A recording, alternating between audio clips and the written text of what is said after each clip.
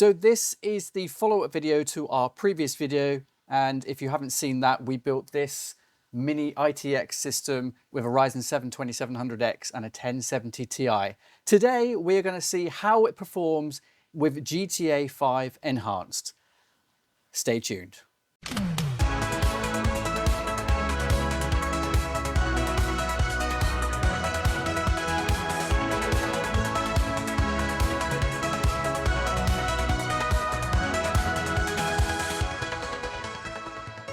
Before we get into the actual game and see how it performs, the specs of this PC are a Ryzen 7 2700X, 8-core 16-thread CPU. Very old now by today's standards, but let's see how it copes today. And we've got the Zotac Amp Extreme Edition 1070 Ti, and as you saw in the previous video, if you haven't watched that, go and watch that first. We had to strip it down completely and put a NZXT cooler on that with a water cooler on that to keep it cool, to make it fit into this case because it was a bit of a squeeze. Now obviously we're on the B450 platform as we're Ryzen 7 2700X, and 16 gig of single stick 3200 megahertz if I recall correctly. Go and check out the video, it will tell you in there what we used, all the parts we used in that. But that is basically it. It's in a tiny iONZ KZ-31 M case, which unfortunately at the time of making the previous video, the case was available, but it is no longer available. Now in the previous video I did put a alternate link to the case. It's basically the same case, same chassis, but as I mentioned in that video, that the back panel is not removable. In the KZ-35, which I'll also link in this video as well if you want to have a look at the case, it does have a removable right-hand side panel as well, which makes building it a lot easier. So the previous video was actually filmed quite a while ago, probably a couple of months ago now, but we released it fairly recently. So for you guys, it feels like it's new and fresh. So this video is going to be the follow-up to that. Now we have installed GTA 5 Enhanced already, so we're going to run that now, and hopefully it runs. So we're just going to join, for better or worse, an online session, if it will let me. Okay, so entering online used to take quite a while. I got a feeling that it still does take quite a while to join the actual game online. I know that a little while back, someone actually fixed the really long delay loading into online games, but it looks like since the launch of GTA 5 Enhanced, the delay came back, so they haven't fixed it, or they didn't introduce the fix into the enhanced version, which is a bit of a shame. It could just be the system and our internet connection, although we do have a 1 gig connection. It could also be the Wi-Fi. We're only connected to the network via Wi-Fi on this PC, so it could be that as well. But I'm pretty sure when I played it on my system, which is definitely wired to the router directly, it still takes a little while to load. So hopefully not too long. Okay, so we are actually screen grabbing this as well. Now we're not doing it in the traditional sense. We're using a program called NDI Tools to send the screen image to another PC while we are recording it. Hopefully that won't affect the performance too much, so you can see kind of what it is that we're getting. Now I've just realized that we don't have MSI Afterburner installed, and the one thing that I just noticed, I haven't installed MSI Afterburner for a while, they have the Norton 360 installer as part of their install. I hate that kind of thing, and I would find another program or make sure you untick that when you're installing MSI Afterburner yourself. As I said, I haven't used it for a while now because I had transferred over to AMD, where it has its own inbuilt tools for showing on-screen displays.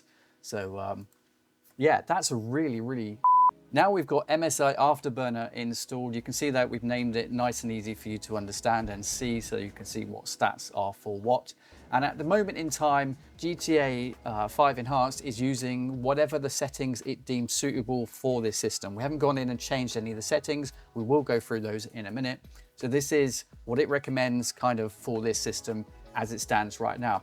And you can see there the GPU utilization, which is this number here, is about half. It's about 50%. As we are walking around, obviously that's going to go up as we're moving, up to 76% there I saw. The CPU hovering below 50% at the moment. and only using about 70 watts. Now, in this apartment at least, we're getting quite good FPS there with our... Go away. We're getting quite good FPS there, and our GPU utilization is bobbing around a lot as we're moving around, which you'd kind of expect really, but it's not maxed out. It's completely not maxed out. Now, we are running this at 1080p.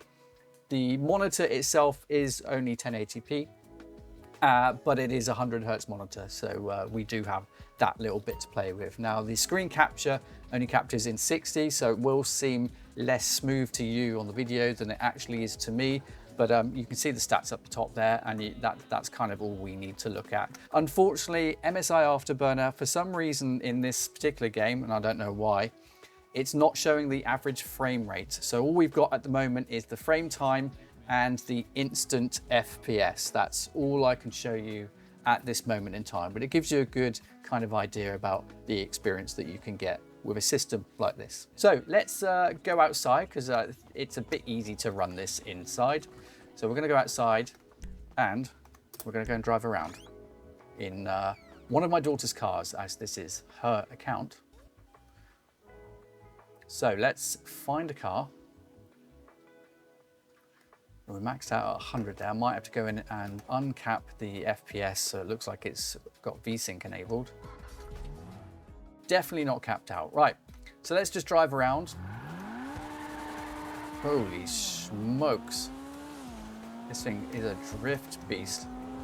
It's looking a bit fuzzy in the distance, I'm not gonna lie. Over in the distance over there, you can see that if we just stop there a moment, as I'm moving around, it might have some sort of blurring effect on. So we'll go in and change the effects, the settings in a moment as we're driving around here, but we're getting a solid 55 FPS here with a frame time of less than 20, which is completely playable, as you can see, zooming around in the night and crashing. Yeah, I think motion blur's on. I think that's what's causing that effect.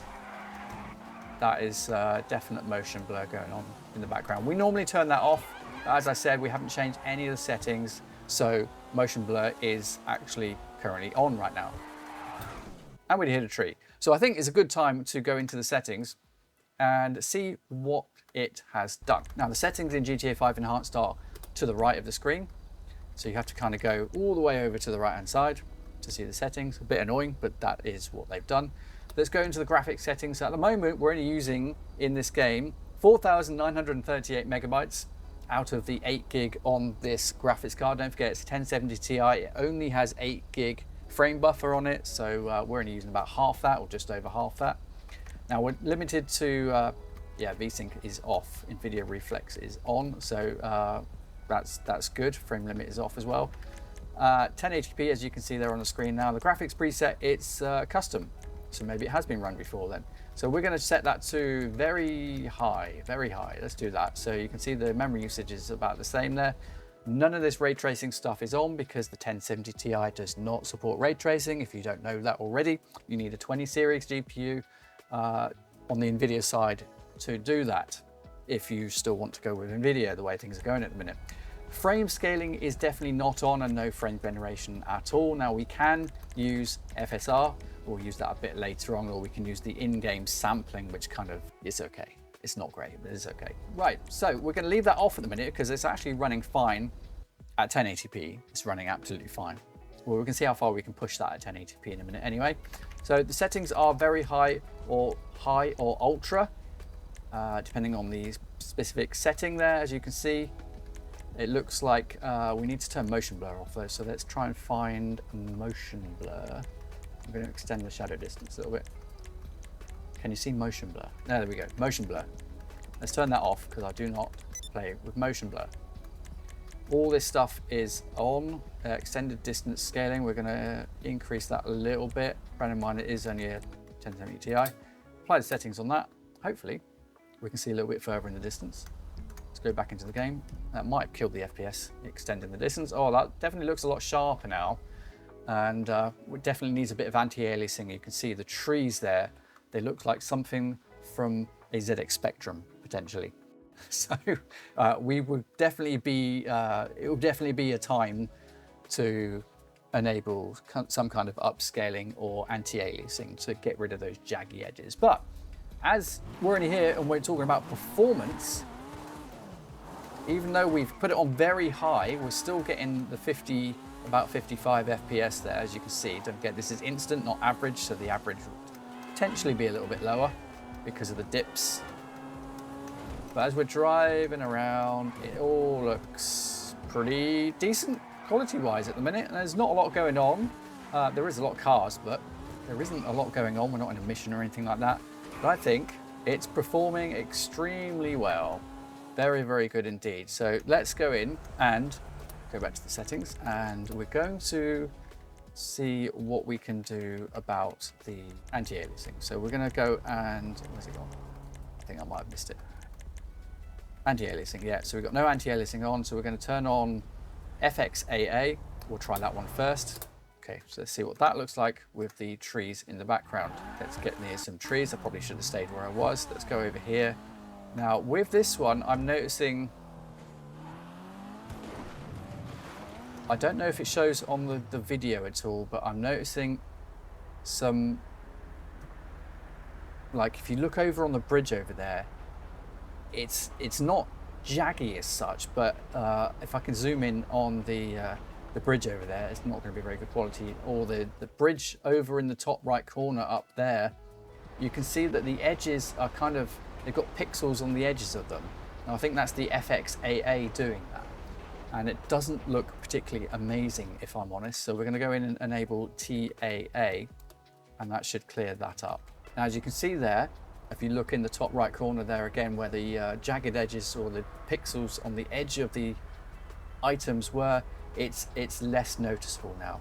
And then if you move over to the center where the bridge bit is there, you can see that there's no kind of pixels going down the edges of the items that you are, or the bridge, you know, the columns of the bridge. So it looks a little bit better on the eye. And that's probably the one that I would leave it on. That's what generally you would leave it on anyway. But if you wondered what FXAA is, then that's what it does.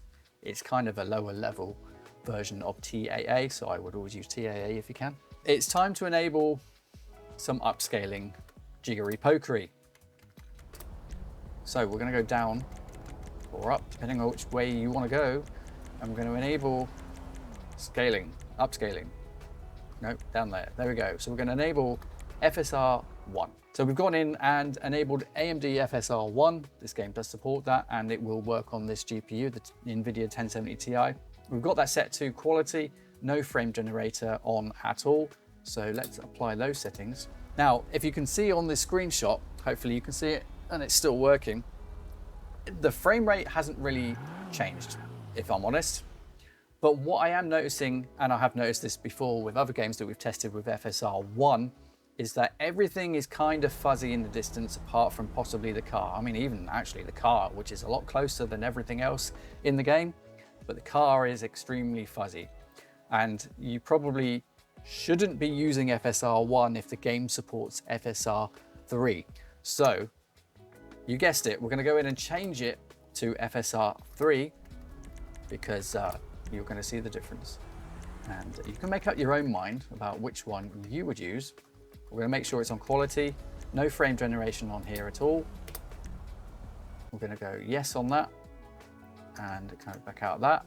Now this is FSR 3 enabled. Again, no difference in the frame rate there at all because we are only at 1080p. So it's just using its kind of filtering and anti-aliasing and all that kind of stuff. It's not really, I'm assuming it's not really upscaling it at this resolution anyway. And everything is a lot sharper. The car is much better. The edges on the car are much better. The buildings in the distance are much better there. The frame rate isn't really much better, as we've already discussed, but it's definitely a much better experience as we move around there, and it looks a lot clearer. So definitely FSR 3 in this game, if you need it, is the way to go, but not at 1080p. Don't really need it. Another telltale sign that you're using some kind of upscaling, especially AMD's FSR upscaling, is that if you just look at the wheel, now I'm going to put that on the screen now so you can see it. Hopefully it shows what I'm seeing here. When you turn the wheel, you can see kind of the wheel kind of, it doesn't, bro, bloody cars. If I turn the wheel, you can see it kind of, it doesn't look right, does it? You can see it kind of fade into the position that I'm turning it into rather than it being a really solid object. Now that is obviously the AMD FSR doing its thing, and it doesn't really work well with the wheel. Now, but that's not to say that I mean, you're not going to see it when you're in that view anyway, are you, really? So does it really matter? As long as you get good FPS, good performance. So let's go in and enable the upscaling. Now, really, to be honest, it's absolutely pointless at 1080p, but we are going to do it anyway, because you're going to see that it really doesn't make that much difference. Now you can move it over to AMD's FSR 3 there, and you've got the options are grayed out. You can adjust the sharpening as well. That's about the only thing you can adjust. So we're going to whack that down to, I don't know, about half. There we go. So that is on. Now it feels, now already just moving the mouse around, it feels smoother. Now don't forget, frame generation, if you don't know what frame generation is and you've been living under a rock for a while, then frame generation is that it is interjecting fake frames in between real frames to make it appear like it's smoother. It's not actually smoother, but it makes it appear like it's smoother. Now with frame generation enabled, you can see that it's reporting that our instant FPS is now 110, even at 1080p, which is quite impressive actually. And our frame time has reduced down to less than 10 from what it was before, which I think was just under 20. So that in itself means that's a good thing. That's really good. But for a 1070 Ti, you can breathe life into it if you're running this at a higher resolution, which we may well do. I'm not sure yet. We might hook it up to a larger screen and see how it performs at higher resolutions, because believe it or not, 1080p is still the most popular resolution according to Steam surveys, but it is slowly going towards 1440p. So how is the system coping with GTA 5 enhanced at 1080p on Ultra with frame generation and upscaling enabled? Well, really good actually, as it seems. Our CPU usage is 59%, let's point at the right one, and our GPU usage isn't even maxed out, so we still have a bit of headroom there. So with that headroom, we should really now focus on a higher resolution. So here we are with it connected to a 4K 60Hz TV. Now it's only a 60Hz TV, but at least you'll still be able to see on the screenshots, on the video recordings that we're doing of the game, what FPS we're getting. Now we are at 4K and FSR 3 is enabled and frame generation is enabled, as it was a moment ago at 1080p. Now you can see here, it's quite smooth if you just walk around, and we're in a garage, there's only a few things going on, to be fair. So that is why you can, well, it's very smooth, to be honest with you. 60 FPS is what it was getting in the garage. But as we go outside, you should see that stay about where it was before at 1080p. Actually, no, it was about 110 FPS at 1080p with FSR enabled. So this is 4K, FSR 3 upscaling and FSR 3 frame generation enabled, and we are getting 55 FPS with a frame time of about 17, back where we were at 1080p without any upscaling or frame generation enabled a moment ago. And as you can see here, it does look really, really good from the distance that I'm standing at the TV right now. If I just stand back a bit, not gonna lie, it is pretty good for a 4K display. Now, we're not hitting the max frame rate or hertz of this monitor because, as I said, it's only a 60 hertz monitor, but as William is driving around causing all sorts of mayhem in the game, I think it's running pretty well. Now, if we move over to the stats on the screen, and I'll show you on the preview as well, on the recording, is that we are pegged out pretty much maxed out on the 1070 Ti at 4K in GTA 5 enhanced. And the power usage is only about 90% there. So we've got room to increase the power availability in MSI Afterburner if we wanted to get a few more FPS out of this graphics card. If we look at the temperature, it's holding at about 80 degrees C, so that NZXT cooler on the 1070 Ti is actually doing a pretty good job. It could be better with a proper cooler on there, but it's holding it below its maximum, which is 84 degrees before it starts reducing the speed of the GPU. As you can see there, the megahertz is 1835, which is the default, and that can boost up to over 2000. I've had it before with the original cooler on there, but we haven't overclocked the GPU as it stands right now, so it's just kind of factory default with the NZXT cooler on there. Moving on to the CPU now, we've got the CPU at 71 degrees. Now, you remember when I said in the previous video how efficient those Wraith Stealth coolers are. That is an air cooler cooling that CPU at that temperature, and it's 71 degrees. Now, you might think that's quite hot, but they can go anywhere upwards of 90 degrees for these CPUs. They do run quite warm. So that it's keeping it at 71 degrees is actually quite impressive in that tiny, tiny case. The CPU is only getting about 40%, between 40 and 45% of its total available utilization, and it's running about 3.8 gig, as you can see on the screen now, which is its default boost speed there. So it's running quite well. Only using about 70 watts there, 69 watts there, as you can see. And I think it's pretty efficient actually for an old CPU GPU combo from 5, 6, 7 years ago. It's doing really well. Now, if you weren't sure that we were actually running GTA 5 Enhanced from the menus that we were at a moment ago, because obviously the GTA 5 Enhanced menus are completely different from normal standard GTA. So if you didn't see that, then you can tell by the lighting effects in this game that they are enhanced in GTA 5 Enhanced. Now, I think overall the game runs very well at 4K, although there's not explosions going on and stuff like that. Maybe we can get some explosions going on. Well, if you can shoot some stuff and cause some explosions, we'll see how that affects the FPS. Again, bearing in mind that we do have frame generation enabled and FSR enabled at the quality preset. Just gotta love the explosions with the lighting effects. It looks really, really cool. Cause some more explosions. Go on, let's do it. Let's have a look at this. Bit mean, but let's go. Boom. Not bad, not bad. So there we have it, the follow-up video from our previous video of this mini ITX case in the iONZ KZ-31, which is no longer available, but the KZ-35 is available, which will be linked in the video description down below. This is GTA 5 4K running at about 50 to 55 FPS on Ultra. Everything's on Ultra. Now, if you like this kind of content, then please do like this video and share, and maybe drop a comment, even if it's a "Hi, I'm here" comment. It really does help YouTube push this video out. YouTube is a bit of a struggle these days in that it's not showing the video to the people that want to watch it or might search for it. It's just not a great place at the minute. So anything you can do to interact with this video would be amazing and help us grow our channel. Anyway, thanks for watching. I will see you very soon.